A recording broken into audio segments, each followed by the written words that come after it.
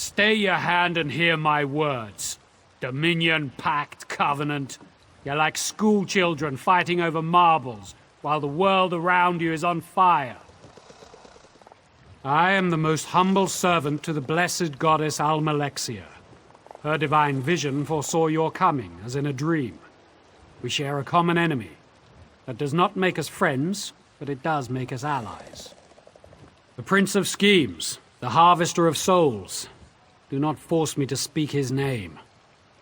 One of his dark anchors has planted itself in the ruins of what was once the town Gilvardel.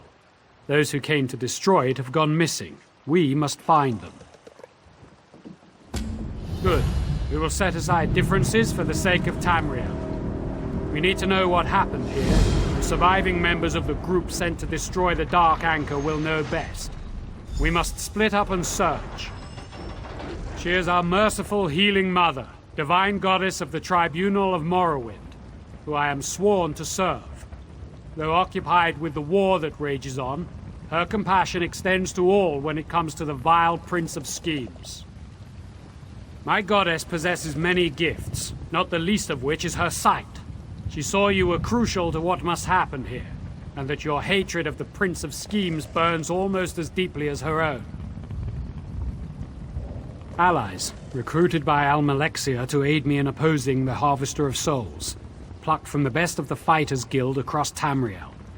Every one of them experienced at destroying Dark Anchors, which is what makes their disappearance so troubling. Perhaps you have heard the song in the taverns. O Gilvardel, your name is desolation on my lips. Once a thriving wood elf town was nestled here, full of life and music, until he came. The Harvester of Souls claimed them all, reaping every last soul. Almalexia saw the horror as it unfolded, but could do nothing. Her memory is long, and her compassion burns like the sun. She sent a group of us to destroy the Dark Anchor here. Please get me out of here. I saw what they did to the others. It is a fate worse than death.